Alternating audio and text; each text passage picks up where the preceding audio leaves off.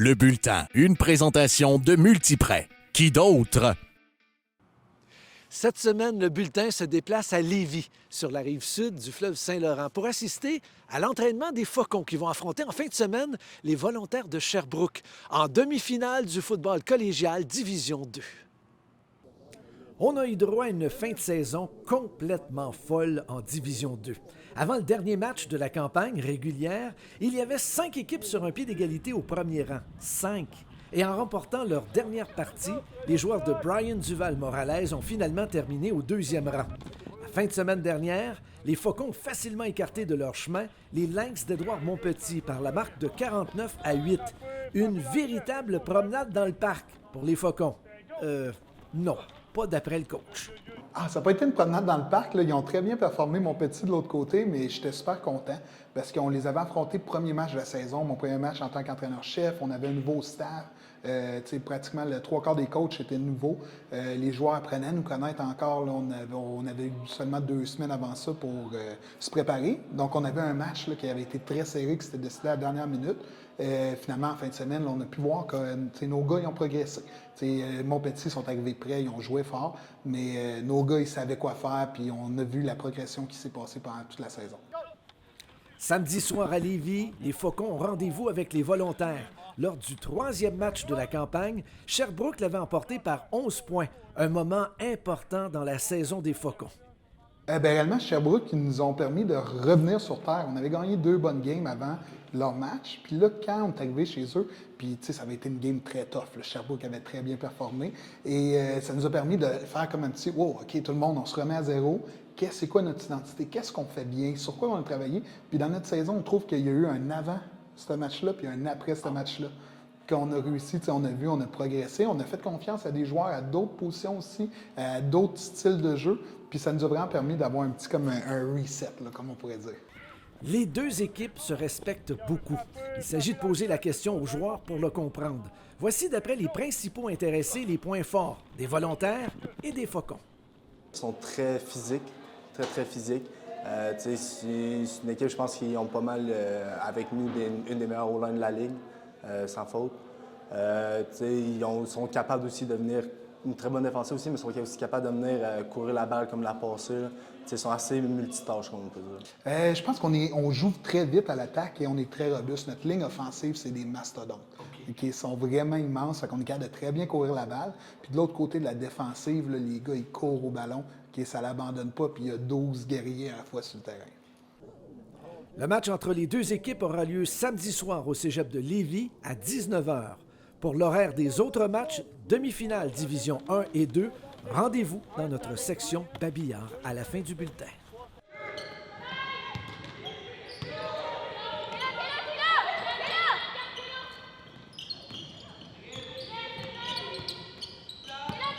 On commence déjà avec ça va faire mal.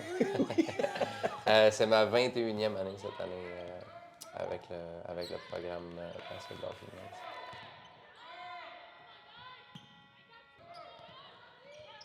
Ça, c'est sûr, c'est beaucoup de travail, beaucoup d'énergie.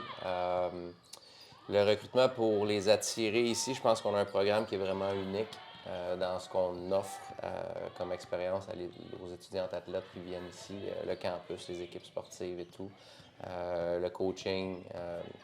La vie de famille, d'équipe qu'il y a ici est un petit peu différente d'ailleurs. Donc, c'est beaucoup de travail. C'est surtout de faire connaître le programme.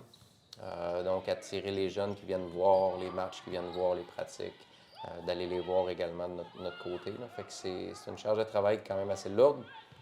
Mais on a toujours eu quand même un bon succès en recrutement. Même dans nos années en Division 2, on avait des filles, des athlètes de partout à travers la province qui venaient ici.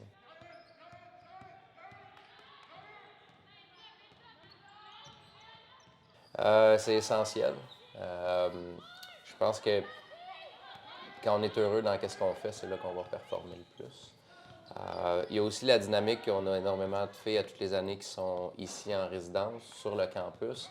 Fait que veux pas, les filles se côtoient un petit peu plus peut-être qu'à l'extérieur. Donc, ils tissent des liens qui sont un peu différents. Même chose avec le coaching staff. Les entraîneurs, on est des amis. Fait qu'on est proches l'un de l'autre. Fait que ça aussi, les liens entre les entraîneurs est très proche.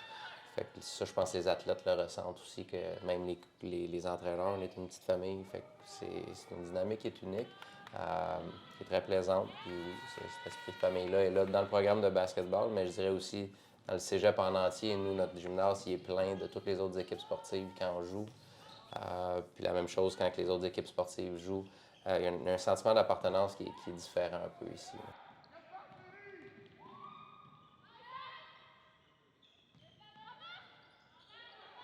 La vérité, c'est que notre priorité 1, nous, c'est que tous nos athlètes, nos étudiants athlètes rentrent dans leur programme académique à l'université. Ça, c'est 1. Okay. Donc, on les prépare académiquement pour être sûr que si Sofiane veut rentrer en psycho, qu'elle rentre dans son programme en psycho, que si Rosalie ou une recrue qui vient d'arriver avec nous, ils nous disent on veut rentrer dans tel programme ou aller dans une université X, peut-être plus académique, c'est notre priorité 1. Ensuite de ça, il faut comprendre qu'il y a des athlètes qui sont ici qui ne veulent pas nécessairement jouer universitaire. Il y a des athlètes qui ne pensent qu'à jouer aux États-Unis, puis il y en a qui sont un peu indécises. C'est le parcours cégep, des fois, c'est découvrir qui ils sont, qu'est-ce qu'ils veulent vraiment. Puis nous, on veut juste que nos athlètes soient heureuses. On a plein de jeunes qui ont passé par chez nous, qui jouent aux États-Unis et au Canada, sont heureuses. Puis moi, pour Sofiane, je veux qu'elle se trouve un endroit, puis quand on en parle ensemble, c'est quel endroit t'attire le plus, où est-ce que tu crois que tu vas avoir du plaisir, parce que la carrière universitaire, c'est encore 4 à 5 ans. Donc, on veut un endroit où est-ce qu'on est bien.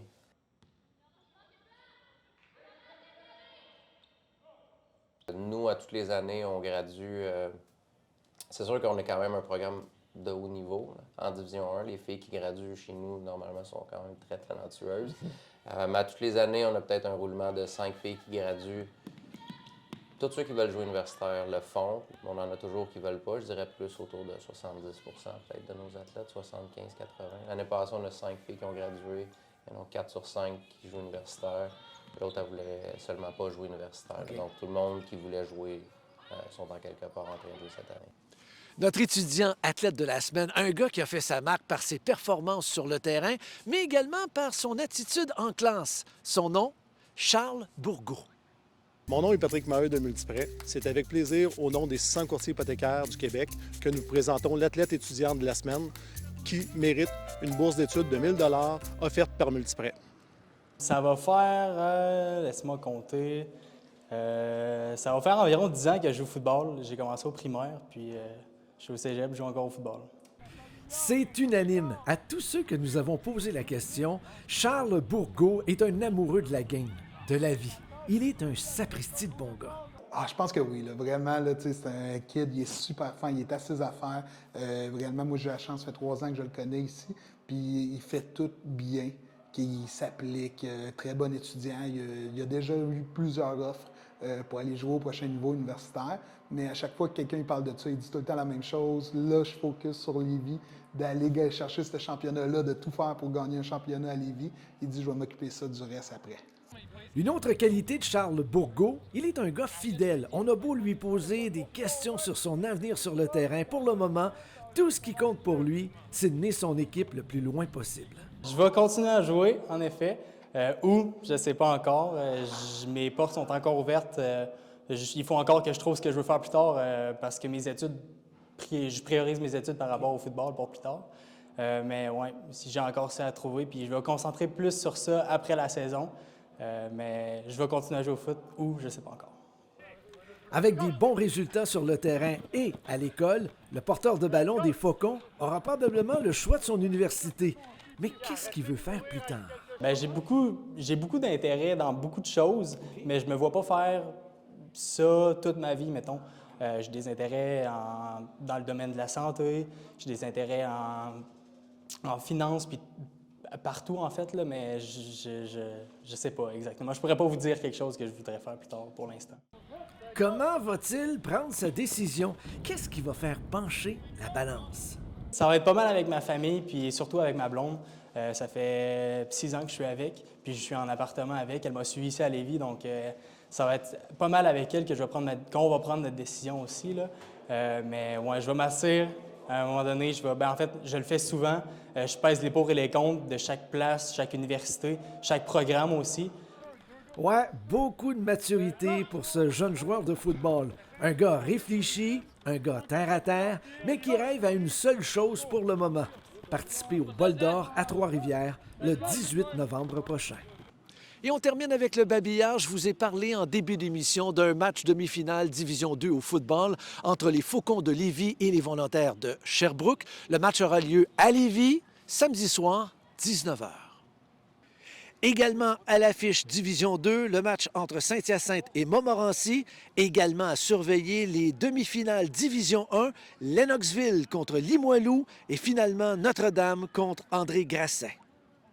Voilà, c'est complet pour cette présentation du bulletin. N'oubliez pas de partager nos vidéos. Je vous souhaite de passer une excellente fin de journée et surtout, à bientôt. Le bulletin était une présentation de Multiprêt. Qui d'autre?